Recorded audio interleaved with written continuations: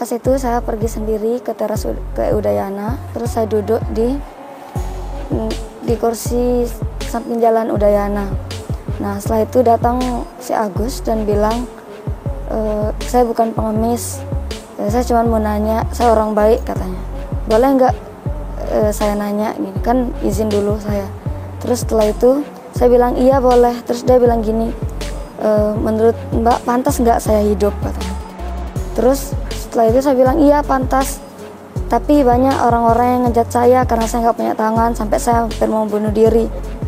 Dia berterima kasih lah gitu kan karena saya udah nyelamatin hidupnya. Ngajak saya ke lokasi kedua yaitu Taman Sangkaryang. Di sana ternyata banyak yang kenal dia. Terus dia bilang gini, "Nah kan banyak yang kenal saya di sini. Nah di sini saya merasa nggak dijatuhin gitu. Nah di sana ada orang yang lagi mesra lah gitu. Terus dia bilang gini, lihat itu cewek itu ngerahan banget digitu-gituin sama cowok katanya." Ngomong-ngomong terus saya kan ngerengek mau balik ke tempat tinggal saya. Tapi dia bilang gini, kan di sana saya pastinya nggak tahu jalan. Soalnya saya masih baru, anak baru di Mataram. Terus setelah itu ya udah ayo anterin saya pulang sekarang. Saya mau pulang sekarang soalnya udah malam banget.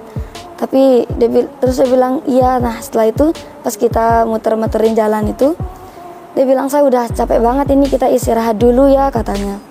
Saya nggak mau, saya tetap mau pulang. Tapi dia bilang kaki saya udah nggak kuat, saya mau istirahat dulu katanya. Nanti kita lanjutin katanya. Terus pertama itu dia ngajak saya ke ada pokoknya gang kecil banget, di sana sepi. Nah di sana saya nggak mau, saya di sana bilang nggak mau, ngeberontak sampai hampir teriak. Terus didengar lah sama ada warga yang di sana. Terus Agus ini bilang, cepat pergi nanti dinikahin kita katanya. Nah kan saya posisinya takut dinikahin sama dia. Terus itu udah malam banget, saya juga takut kalau misalnya berkenal sendiri. Terus dia bilang kita kan, saya ngerengek di sana mau balik kos. Tapi dia juga tetap kekeh kalau kakinya itu sakit, jadi dia nggak bisa ngelanjutin perjalanan. Sampai homestay itu saya ngerasa aneh. Soalnya sebelum itu kan dia lembut caranya buat ngomong sama saya itu. Nah pas di homestay itu dia udah agak lain sama itu. Pas saya udah kabur ke kamar mandi itu baru dia sumpah serapain saya. Jadi yang dibilang itu semuanya itu pernah memang ketemu, tetapi kejadiannya tidak seperti itu. Kalau menurut Agus? Nah, saya bertemu di Udayana. Benar berarti ya? Ya. Di Udayana, oke. Terus udah gitu ke Sangkaryang. Cuman sampai di Sangkaryang itu untuk homestay itu tidak ada. Berarti Agus dari Udayana dibonceng sama dia ke Sangkaryang. Apa alasannya sampai ke sana? Itu udah saya kayak minta tolong ke Sangkaryang aja, nggak ada untuk yang lain-lain gitu. Ya, dia pinter banget, bicara itu pinter banget, sama manipulatif. Terus dia juga sempat jampi saya itu di Udayana, bacain mantra. Saya nggak tahu itu mantra apa, soalnya itu pakai bahasa apa saya nggak tahu. Itu 2 kali saya dibacain.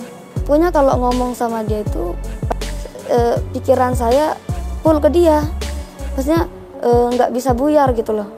Selama ini saya terus terang, saya berani bersumpah di hadapan semua orang bahwa saya tidak punya ilmu apa-apa. Bahkan ketika orang berpikir tenang itu, satu, coba kita itu berpikir tenang, lihat apa yang terjadi, baru bisa kita berbicara. Seketika jangan sampai kita dipengaruhi dengan kata-kata yang belum kalian lihat atau belum kalian langsung mengalami keadaan itu sendiri atau kejadian itu. Jadi kata-kata itu tidak ada saya punya ilmu ini, ilmu itu manipulasi atau menggerakkan orang dengan kata-kata. Menggerakkan orang itu adalah gerak tubuhnya dia sendiri, bukan berarti gerak dari tubuh saya. Walaupun kata-kata saya mungkin bisa menggerakkan orang, itu semuanya tidak mustahil itu. Karena apa? Walaupun misal saya ngomong rayu atau mengapa yang bisa menggerakkan, kan dia bisa membantah. Ketika orang itu punya pikiran, mereka manusia itu hidup memiliki 2, ada hidup dan juga ada pikiran. Ada pikiran yang baik, ada pikiran yang buruk. Sebagaimana kita bisa menyeimbangkan pikiran yang baik dan buruk ini, bahkan mendengarkan mana yang baik dan mana yang buruk itu, gitu. Oke. Nyawa saya kasih kakak, biar kakak tahu bahwa kakak itu berarti bagi dunia ini. Saya bisa baca langsung kok. Bingung kenapa saya ngomong gini. Kamu kira saya modus sama kayak cowok yang lain? Benar kan? Modus iya, itu gini. Buktinya dia ngerusak kamu. Lamun side mele pacu-pacu baca aku, ngendeng maaf, empoh na ayano sakit. Wah, kedua, lamun side pura-pura nangis, ku jamin side mati. Ku jamin ini bisa kamu jadikan bukti dari orang tua kamu kirim ke orang tua kamu bisa. Bukan berarti saya tapi mental kamu tuh saya yang tanggung jawab. Udah, jangan bilang saya ada di sini. Udah, sini. Kamu sekarang rekam suara kamu. Kamu mau ngomong baik-baik sama saya atau tidak? Iya. Ini bukti loh di teman cowokmu. Temanmu nih? Atau belum kenal? Teman, serius. Dan saya tahu kamu masih bohong. Iya, teman kelas saya. Ya, setidaknya ini bukti ya. Tidak usah ngolok. Saya manggil kamu nih kedatangan. Tidak ada saya ngomong. Alasan adik lari apa sih, Tuan? Kasihnya Naya itu. Apa dia bilang Naya? Iya, dah aku situ lari deh. Itu lari saya. Jangan kayak anak kecil. Nangis. Kamu kan udah SMP. Jangan kayak gitu. Ini sudah ada bukti nih loh. Ini nanti kirim ke ibu saya ya. Ini saya mau bawa ke ibu saya rekaman ini. Terus terang. Agar apa? Agar ibu saya tidak salah paham loh. Kamu besar kayak anak kecil. Itu memang betul suara saya.